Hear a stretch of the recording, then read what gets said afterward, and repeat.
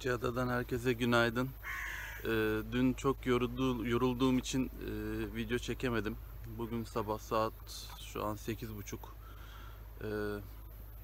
Dünü kısaca şöyle özetlemek istiyorum. Sabah işte 10:30-11 gibi Akçay'dan çıktım.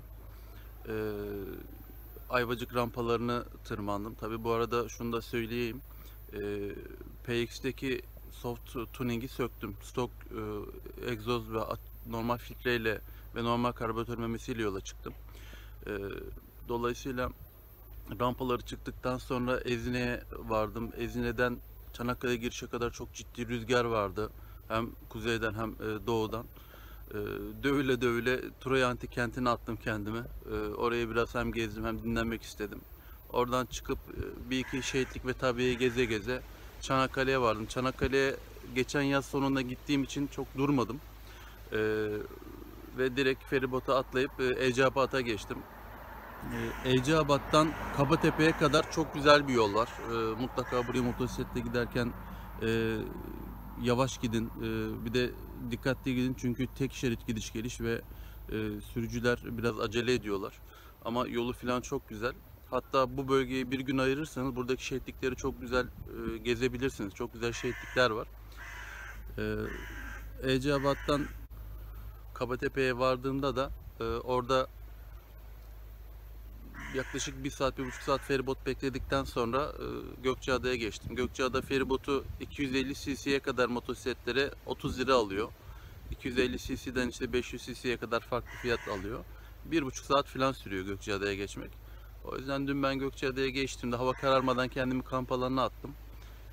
Gelmeden önce Vagon Konsept diye bir kamp alanından ön rezervasyon yaptırmıştım. Şimdi size biraz orayı gezdireyim. Daha sonra oturup bir planlama yapacağım. Bugün nereden gezmeye başlayacağım diye. Şimdi birlikte bir kamp alanını birazcık gezelim bakalım.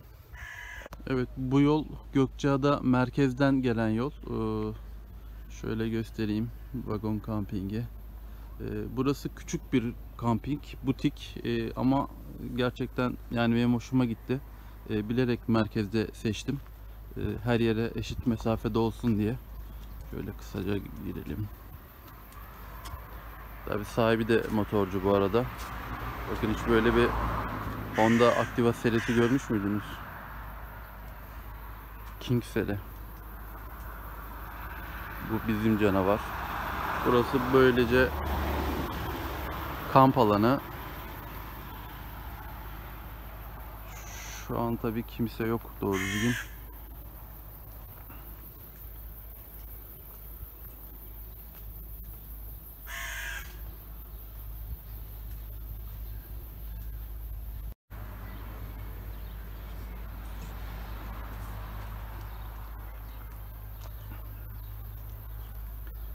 Evet, ister çadır konaklama, ister buradaki vagonlardan yer ayırtıp burada keyfinize bakabilirsiniz.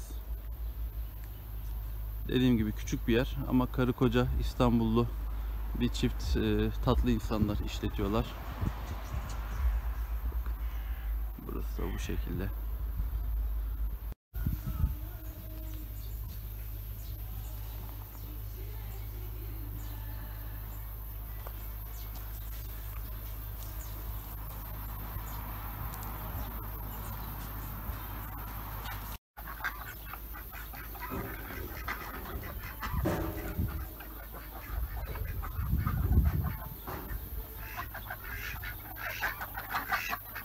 Şimdi bunların bir beslenme amacı var arkadaşlar. Normalde Gökçeada'da sivrisinek çoktur. Fakat kampingde sivrisineğe, böceğe çok denk gelmedim. Muhtemelen bu canavarları yiyorlar. Burası da duş ve tuvalet kısmı. Gayet temiz, gayet muntazam.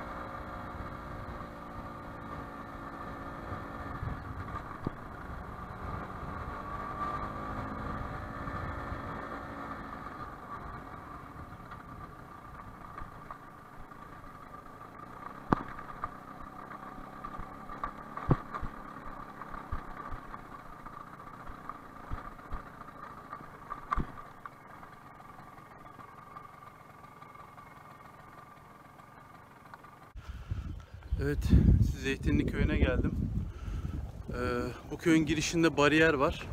Sabah 9 ile gece 12'ye kadar aslında tüm gün neredeyse araç trafiğine kapalı. Ancak köyde yaşayanlar bariyere kumandayla siteye girer gibi girebiliyorlar. O yüzden köy için güzel bir şey. Yaya olarak gezmeniz gerekiyor mecburi. Ama oldukça güzel. Şimdi böyle peyderpey size göstermeye çalışacağım. Manzarası zaten çok çok güzel. Bakalım gezelim. İlk durağımız burası. Yorulalım birazcık.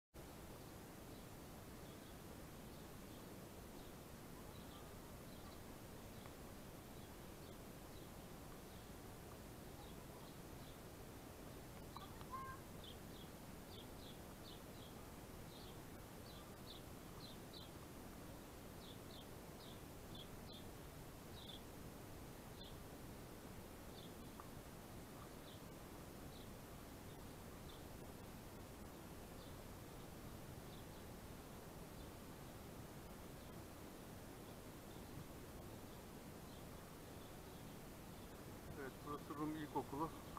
Hemen yanında da kilise var. Burayı da göstereyim sizlere. Tabii kilise şu an kapalı.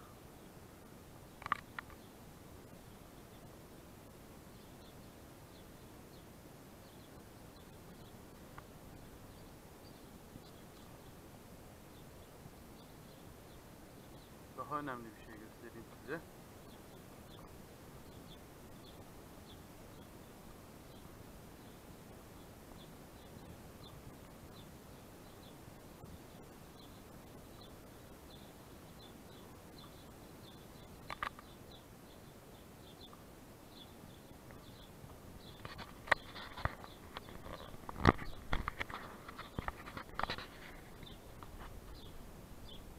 Madamın dibe kahvesine geldim. Şimdi kahvenin yanında su verilir ya. Güzel kahve içtikten sonra ben su içmemeyi tercih ediyorum. Çünkü kahvenin o güzel aromasını neden bir an önce ortadan kaldırın ki? O yüzden beğendiğim, sevdiğim kahveden sonra su içmemeyi tercih ediyorum. Bu dibek kahvesi de gayet lezzetli, güzeldi. Sade içtim tam tadını almak için. Su içmeyeceğim. Damağımda kalmasını istiyorum bu lezzetin.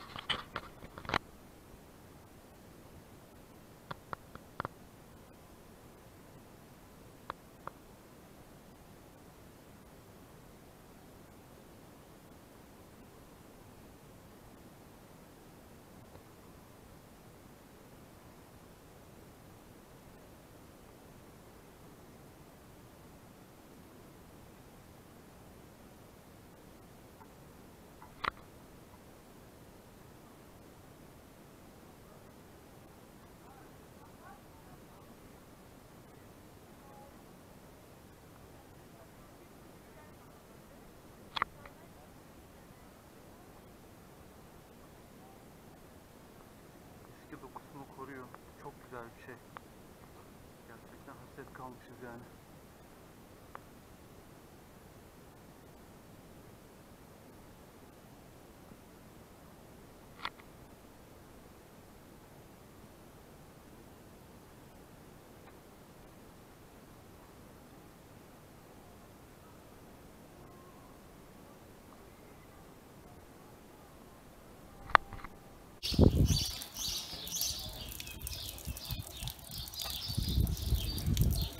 ...1896 yılında yapılmış çeşme. Tabii köyün vizyon tarafının dışına çıktıkça da hiçbir şey değişmiyor.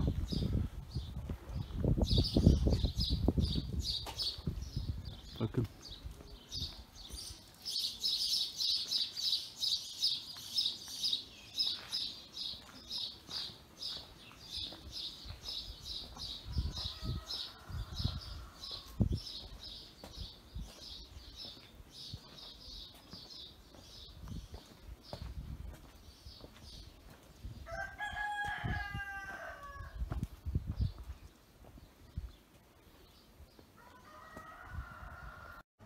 Zeytinli köyüne geldiğinizde köyü gezmenin dışında sakızlı, çikolatalı muhallebi, onun için Selanik tatlısı ve Madam'ın dibek kahvesi, bu üçünü içerseniz bayağı keyifli ve lezzetli. Böyle büyük şehirlerde falan olmayan bir tat. Tabii Selanik tatlısı diyorum ama altı kadayıf, ortasında limonlu bir kek var. Üstünde de farklı bir krema var. Yoğurt krema karışımı bir şey. Şöyle.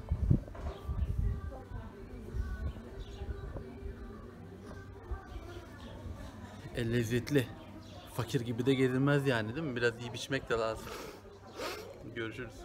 Arkadaşlar, köye ilk girdiğimde ne kadar güzel ev deyip fotoğrafını çektim. 2 adım sonra ne güzel çeşme deyip fotoğrafını çektim ama bu köyde fotoğraf çekmeye bitmez yani. O yüzden böyle ara ara video alıp tadını çıkarmaya çalışıyorum. Gerçekten çok güzel korunmuş bir köy. Yani hem Türk adası olup da hem bu kadar yolları falan çok güzel. Yeni asfalt, hiç öyle çukur, tümsek bir şey yok. Ve muhtemelen trafik kültürü de iyi, çünkü hiçbir yere hız yavaşlatıcı tümsek bariyer de koymamışlar. Gerçekten güzel yani, hemen ayak uydurmaya başlıyorsunuz. Çok keyifli, güzel bir ada muhtemelen. Şimdi diğer köyleri de bugün gezeceğiz bakalım.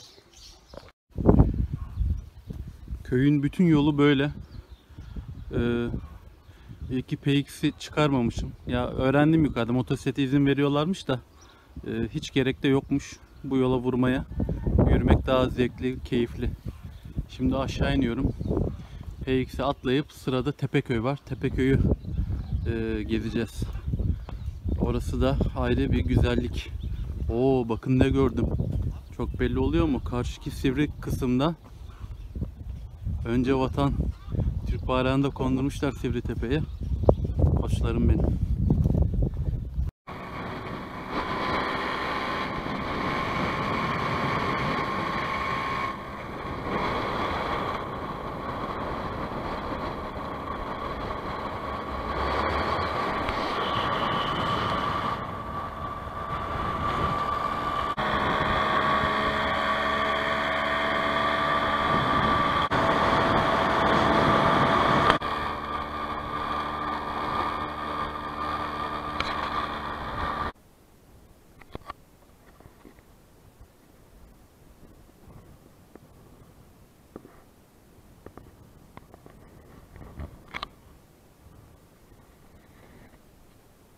Zeytinliköy Barajı'nın en önemli özelliği herhangi bir sit alanını, bir köyü kapatmadan ya da bir ırmağı kurutmadan yapılmış olması. Dağlardaki suları burada biriktiriyorlar. Yağmur zamanında özellikle artan suları burada biriktirerek oluşturmuşlar. Alan razı, satan razı. Kimsenin suyunu kesmemişler. Kimsenin evini barkını dan etmemişler. Bunun gibi 2 tane böyle büyük denilebilecek baraj var ki şu an seviyesi biraz düşmüş gibi.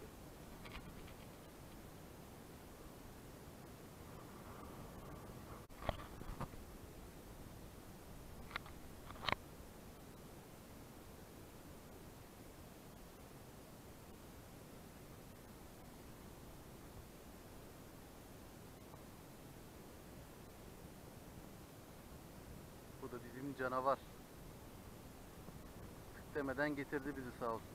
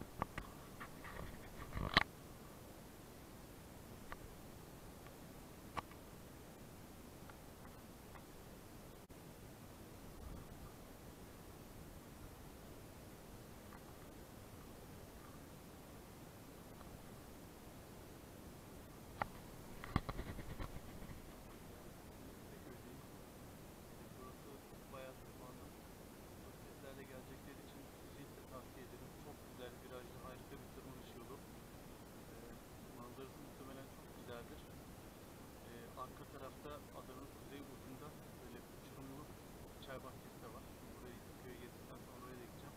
Galetteria Brotto diye bir tatlısı var köye özel. Onu da yiyeceğim. Gidelim görelim.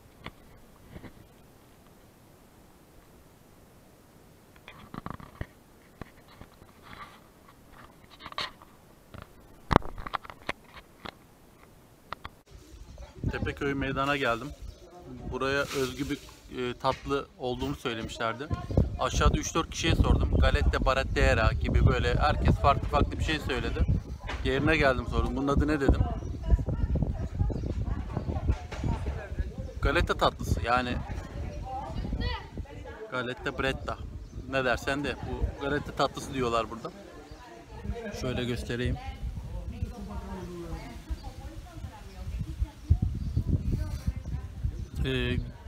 Hamurun içerisinde lor tatlısı, peynir tatlısı,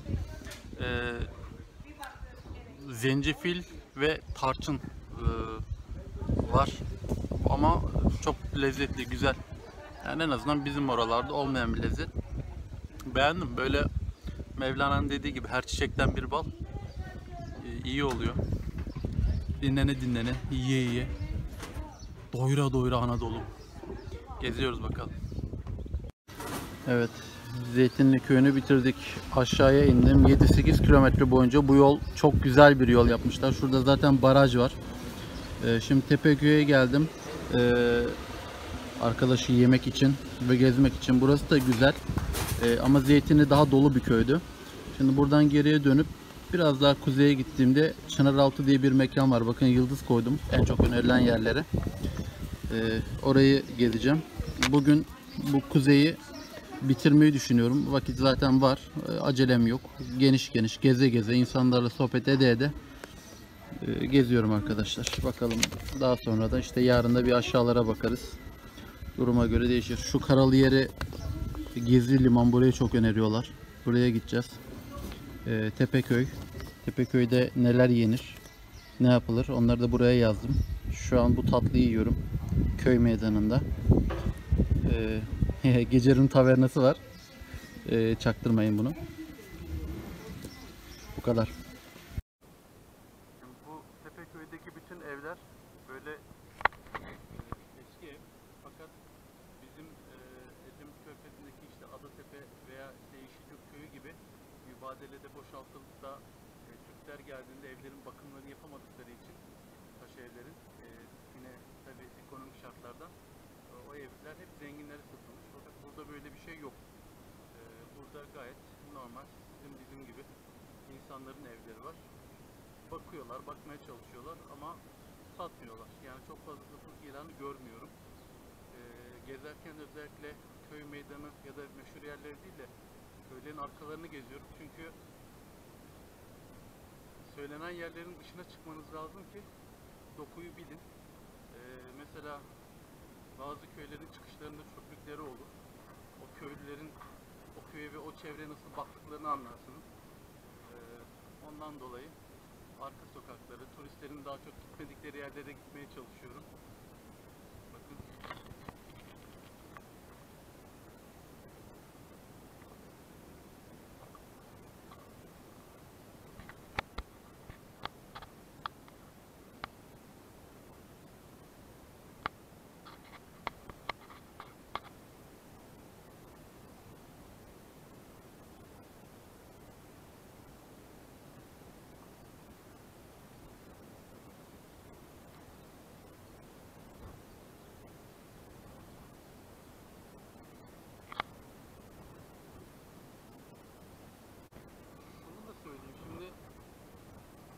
Burada ağırlıklı olarak bu köylerde Rumlar yaşıyor, Yunanlar yaşıyor.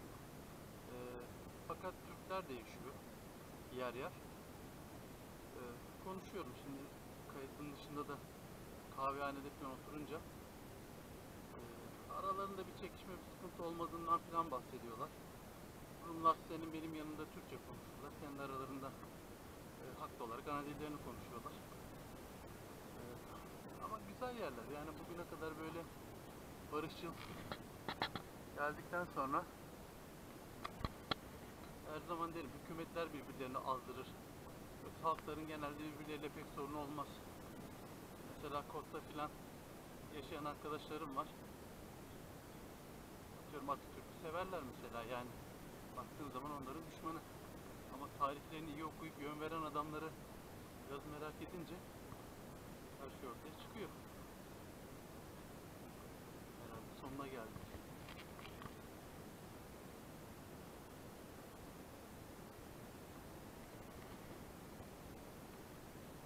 Geri dönelim. Güzel köy. Neden buraları geziyorum? Neden size göstermeye çalışıyorum? Şöyle anlatayım. Şimdi çoğunuz Bodrum'a filan ya da işte daha aşağıya Fethiye'ye, o taraflara giderseniz oraların ne kadar çok yapılaştığını filan görmüşsünüzdür. Özellikle sahil kesiminin filan. Burası yani Gökçeada'nın bu köyleri ve Gökçeada'nın genel olarak tamamı sanki bizim işte Bodrum'un, Fethiye'nin, Datça'nın, Antalya'nın bazı kesimlerinin 1970'lerdeki hali gibi yani. O insana büyük bir mutluluk veriyor. Bakıyorsunuz yeni yapılaşma yok. Çok dikkat ediyorlar bunlara. Ama nedense öbür tarafta dikkat edememişler. Yani bu önemli bir şey aslında. Şöyle söyleyeyim. Gerçekten Gökçeada gezilecek bir yer. Yani Bodrum'a gideceğinize öyle işte saçma sapan ortamlara girip yorulacağınıza yıllık izne çıkıyoruz. Ondan sonra 10 gün gidip oralarda tepiniyoruz, geliyoruz, dinlenmemişiz. Halbuki oralar gezeceğine Gökçeada'yı, Bozcaada'yı, buraları gezmek, inanın harcadığınız paranın her kuruşuna değer, attığınız adımın da her adımına değer yani. Ben gerçekten çok hayret ederek ve keyif alarak geziyorum. Dilerim güzel bir videolar bütünü çıkar. Siz de beğenirsiniz.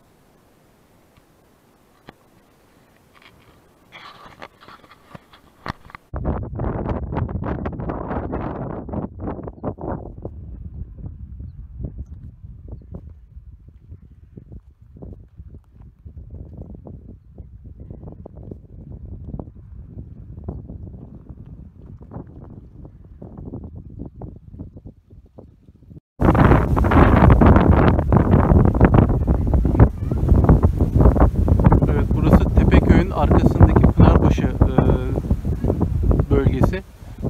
Burada çok güzel bir çay içme yeri var. Buraya kahvaltınızı, her şeyinizi alıp gelip çay içebilirsiniz.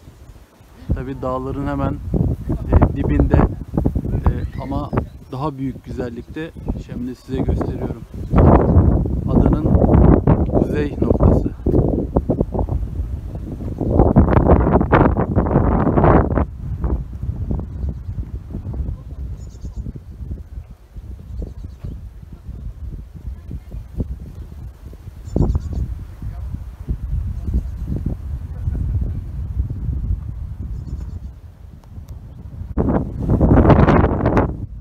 güzel esiyor tabi.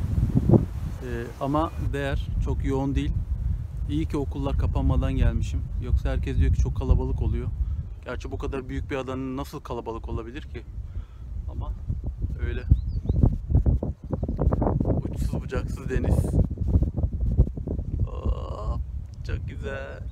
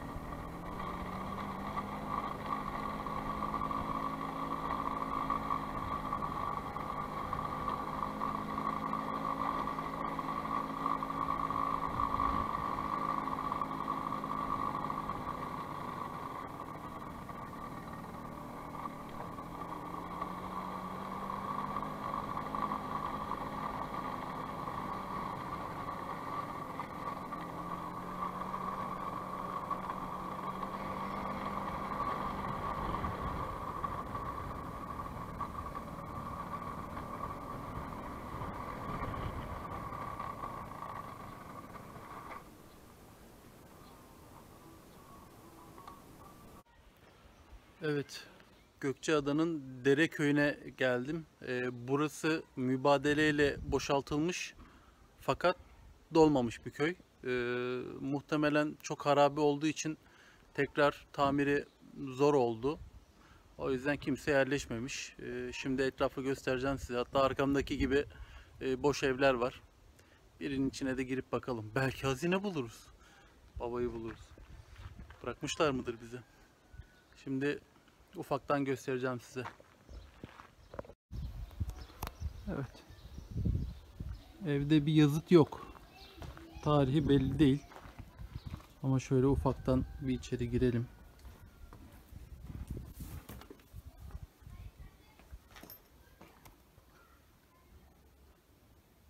Burası alt katı.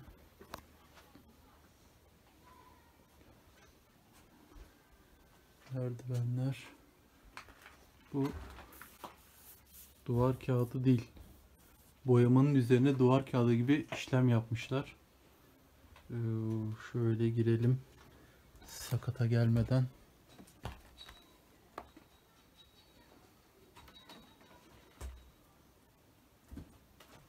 Burası mutfak diye isim geliyor ama eski bir dolap var burada.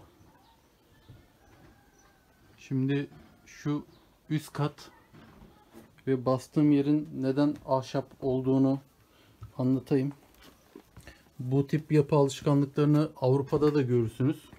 Eskiden çok yangın olduğu için ara katları tamamen ahşaptan yaparlar ki bina tamamen yansa bile dış duvarlar sağlam kaldığından içine tekrar bir ev inşa edilebilsin. Biraz da ondan dolayı yenilemek daha kolay. Bakın burası.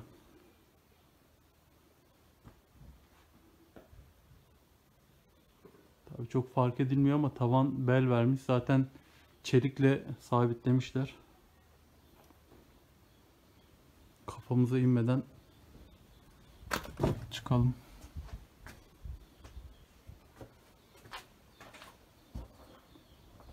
Şöyle yukarı doğru. Bayağı da dik bir merdivenmiş.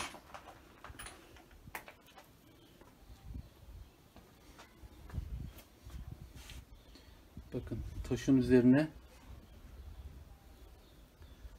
sıvı olarak neyi kullanmışlar?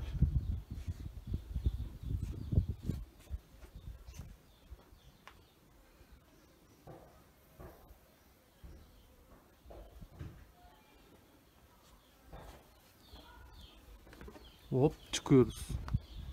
Şimdi neden terk edilmiş dediğimi anlayın. Şuraya bakıyoruz. Terk edilmiş. Güzel tarafı çok böyle hırsızlar girip de delik deşik etmemişler. Kilisenin çanları falan duruyor. Burada bir tane diğerlerine göre lüks denilebilecek bir ev var. Şöyle yavaştan gidelim.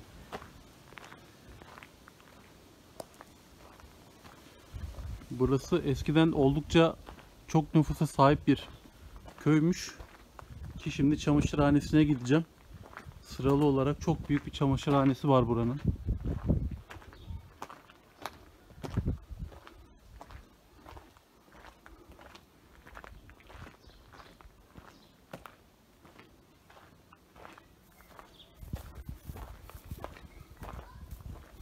Fethiye'deki Kayaköy gibi düşünün. Orası da yerleşim yok. Ama evlerin hepsi ayakta.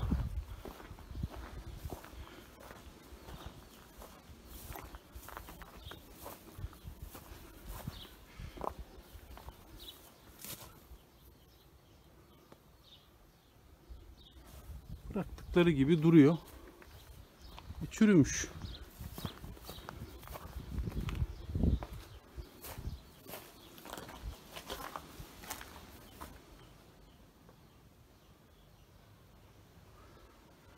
Terek dedikleri boşluk alan.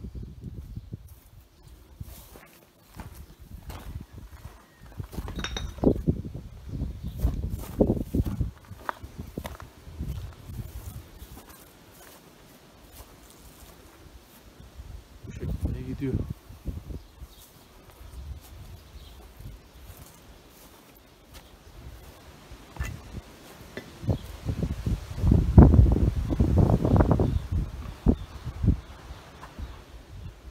Evmiş, sonradan ahıra çevirmişler. Sayısız beyler bayanlar, sayısız yer var. Ama havası güzel. Sokakları yine bilinen Rum mimarisi.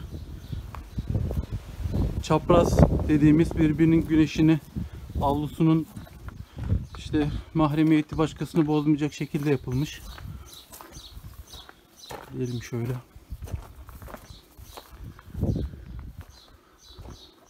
Var ya, tam airsoft veya paintball oynamalık yer. Burada ne çatışmalar yapılır.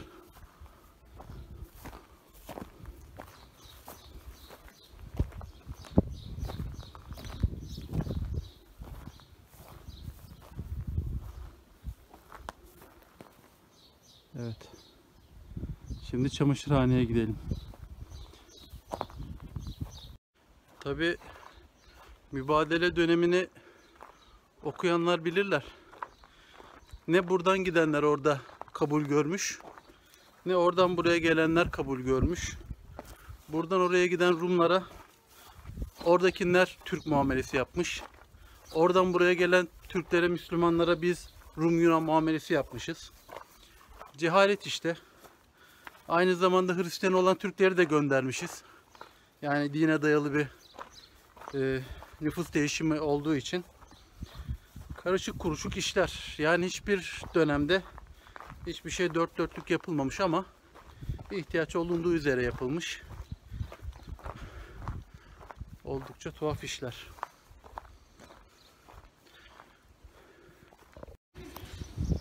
Evet.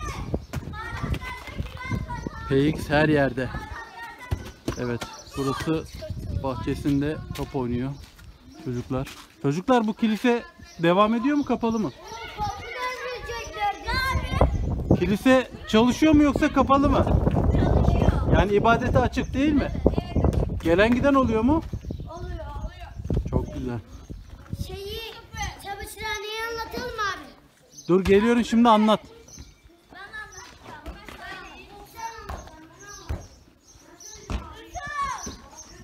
Burası kilise. Hala ibadete açık.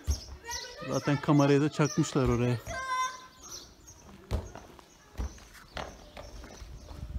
Evet, şimdi çamaşırhaneye gidelim. çamaşırhane bu çatının olduğu yer. Evet abi.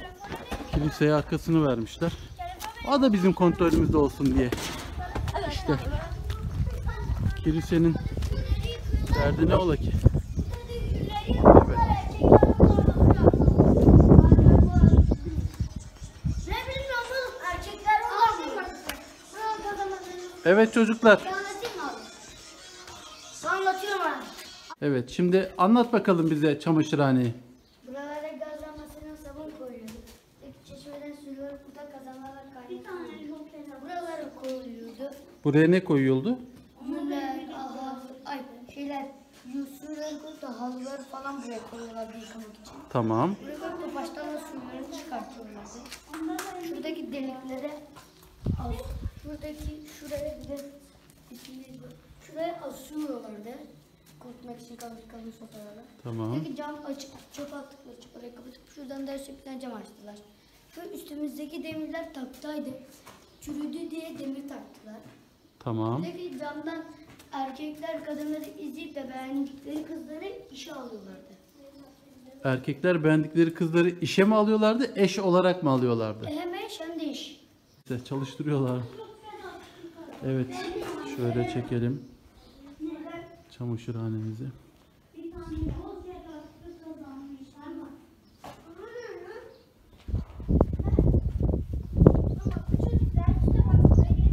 Evet, buradan da kilisenin arka bahçesindeki sahanlık alana, muhtemelen giriş çıkış buradandı. Yani ambiyansı güzel.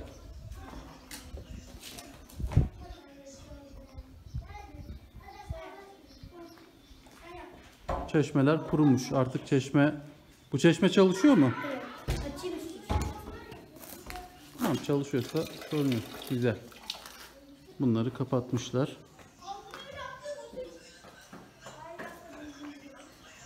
Evet, burası da Dereköy'ün çamaşırhanesi.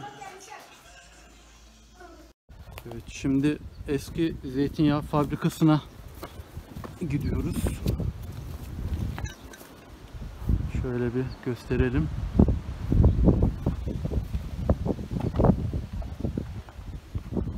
Evet.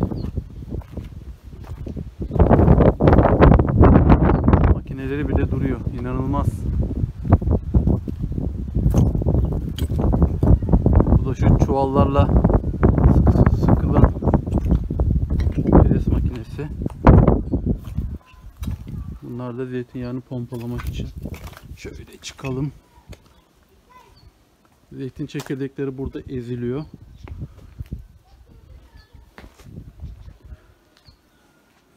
Buraların ne olduğunu bilmiyorum. Oralarda yapıyorlar işte.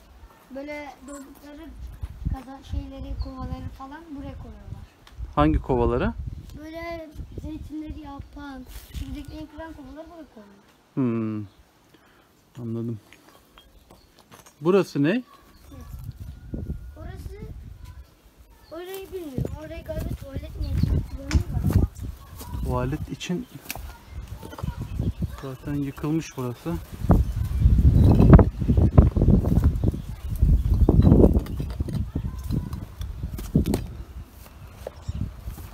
Geçelim, şöyle çıkalım. Evet. Burası da bu kadar. Abi siz buraları biliyorsunuz ama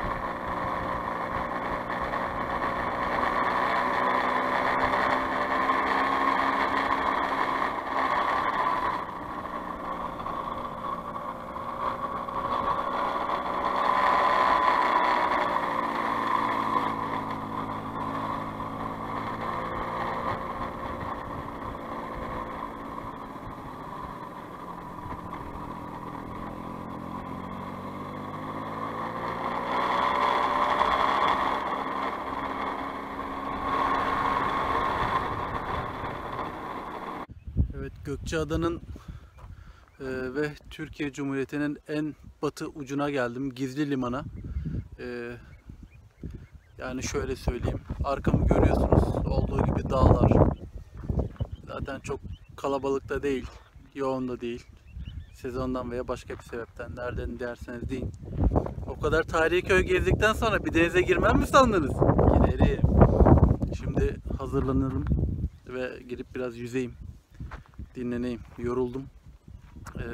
PX yolculuk için güzel bir makine. Yalnız şunu söylemek istiyorum. Vespa ile PX ile buraya geliyorsanız, daha doğrusu küçük teker çaplı bir motosikletle buraya geliyorsanız, motosikletin hem hız hem de viraj limitlerini zorlamamanızı tavsiye ederim. Lastiğinize, şoförlüğünüze çok güvenmeyin. Çünkü virajları sert, asfalt kalitesi iyi ama düşük banket çok fazla var. O yüzden keyif alıp yavaş yavaş gitmekte her zaman fayda var. Yolları güzel, virajları insanı ayartıyor ama yapmamak lazım. Bir de mesela ağacın yolun kenarında bir virajı dönüyorsunuz. Geldi başıma. Tepeköy'e yaklaşırken virajı döner dönmez yolun kenarındaki bir dut ağacından bir sürü dut yere dökülmüş, ezilmiş. Arka tekerim güzel kaydı. Ayağımı sağa sola vurup yine toparladım.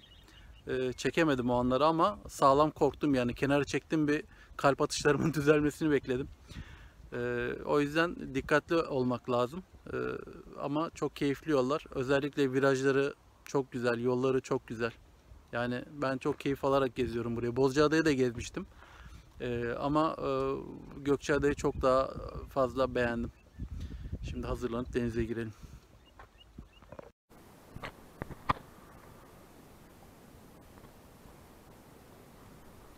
Evet, bugün çok keyifli. Denizi hak ettik.